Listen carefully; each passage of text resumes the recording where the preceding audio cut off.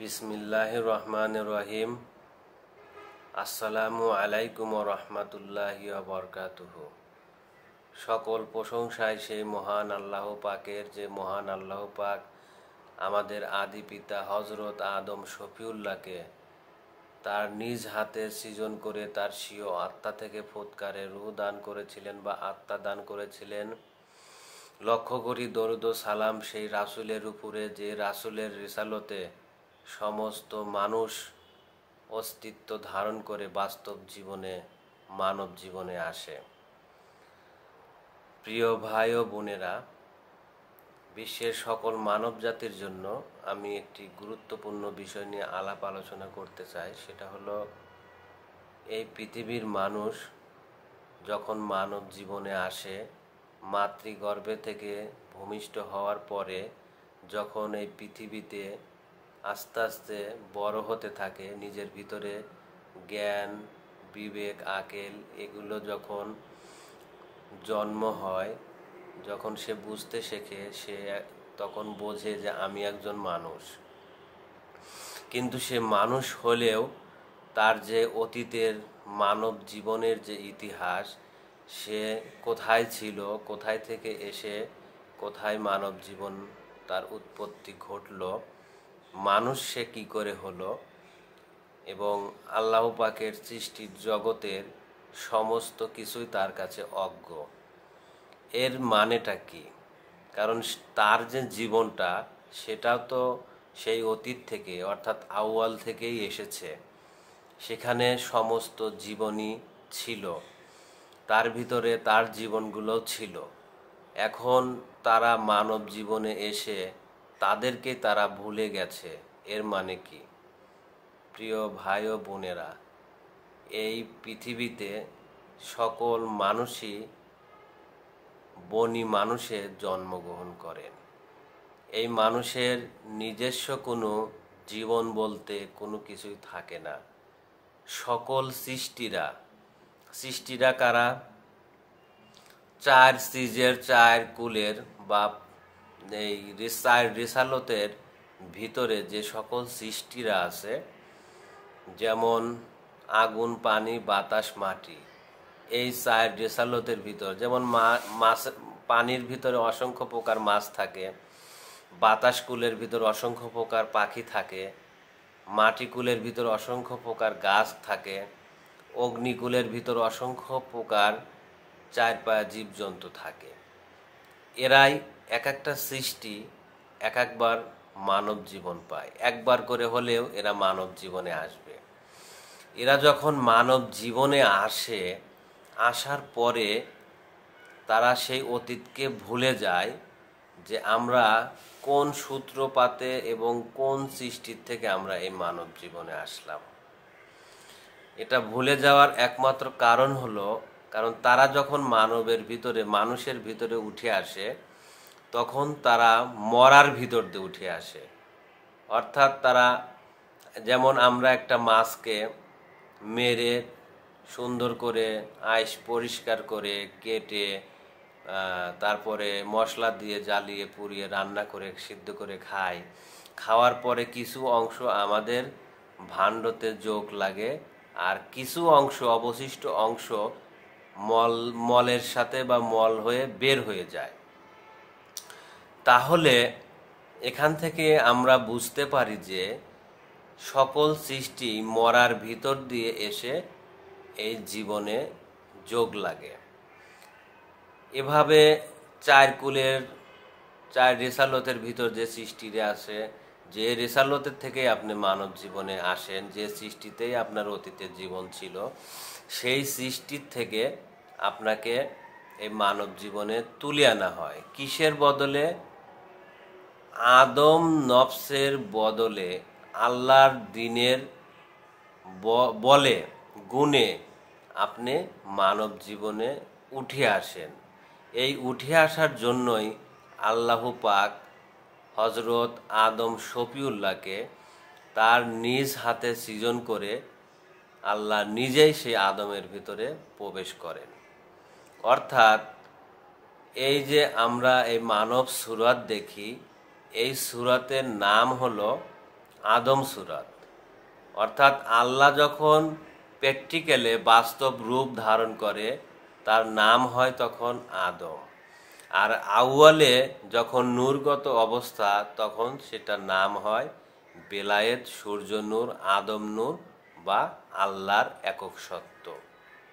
ঠিক এভাবেই সেই জীবনের গুণে বদলতে এই সৃষ্টিদেরকে মানব জীবনে আনা হয়। পুরুষ যখন কোনো সৃষ্টিকে খায়, ভক্ষণ করে, তখন সেই সৃষ্টিরা শুক্র কীটে পরিণত হয়। আর নারীরা যখন এই সৃষ্টিগুলোকে ধরে ধরে খায়, নারীদের ভিতরে এই সৃষ্টিদের অস্তিত্ব রূপে এদের জন্ম হয়। যেমন আমার পিতা এই সৃষ্টিকে ভক্ষণ করেছিল, আর এই সৃষ্টিরা আমার পিতার ভিতরে শুক্র কীটে পরিণত হয়েছিল। তাই সেই শুক্র কীট থেকে আমি আমার মাতৃগর্ভে গিয়েছিলাম। আর সেই মাতৃগর্ভে আমার মা যে সৃষ্টিগুলো খেয়েছিল, সেই সৃষ্টিগুলো আমার মায়ের ভিতরে যে রসদ জন্ম নিয়েছিল, সেই রসতে আমার এই পূর্ণ অস্তিত্ব হয়েছে, গড়ন হয়েছে। যে অস্তিত্বের ভিতরে, যে গর্ভের ভিতরে আল্লাহ পাকের সমস্ত সৃষ্টি বসবাস করে, সেটা হলো আমার এই মায়ের গর্ভ, নারীদের গর্ভ। এই নারীদের গর্ভের ভিতরে থাকে মোহাম্মদী রিসালত। সেই রিসালত দ্বারা এই অস্তিত্ব গড়ন হয়। ঠিক এই মানব অস্তিত্ব আল্লাহর সেই দিন যেটা আদমকে দান করে, অর্থাৎ পিতার ভিতর যে নফস আছে সেটা আদম নফস বলা হয়।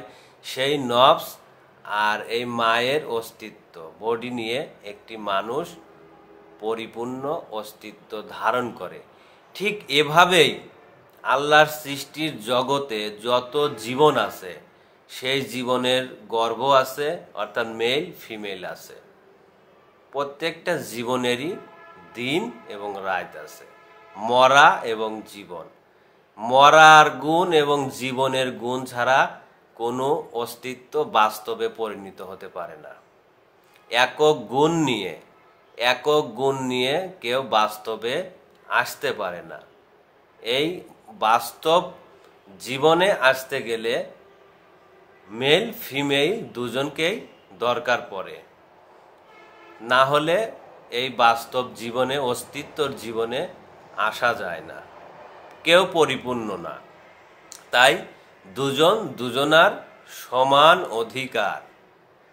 তাই যেমন অস্তিত্বর ভিতরে যে সকল জীবনগুলো এসে মার ভিতরে এসে যখন বাসা বাঁধে, তারাও মরার ভিতর দিয়ে আসে।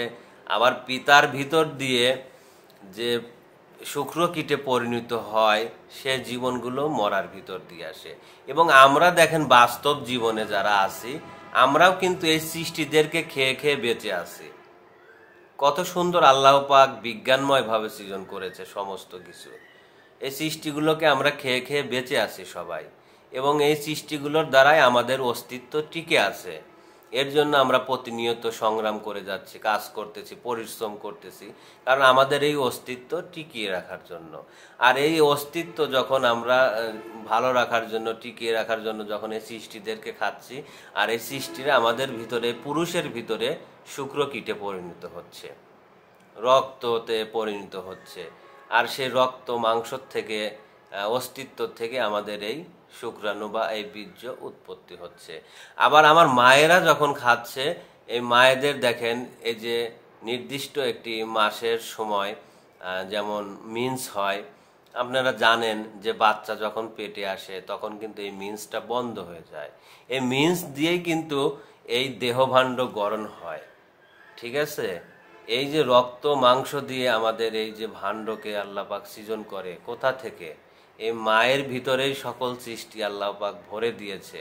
এই যে পৃথিবী দেখেন, এটা একটি মায়ের গর্ভ। এই গর্ভের ভিতরে সকল সৃষ্টি বাস করে। এবং আপনারা যে দেখেন যে সূর্য যখন পৃথিবী ঘুরতে ঘুরতে যখন সূর্য দেশে যায়, দিনের জগতে যায়, ঠিক তখন এই সূর্যের আলো যখন পৃথিবীতে যখন আসে, তখন আপনারা দেখতে পান কিনা জানি না, কিন্তু আমি আমার রবের ইচ্ছা, আল্লাহর ইচ্ছায় দেখি অসংখ্য প্রকার এই সূর্য নূরের কীট এরকম কিলুবিলু করে।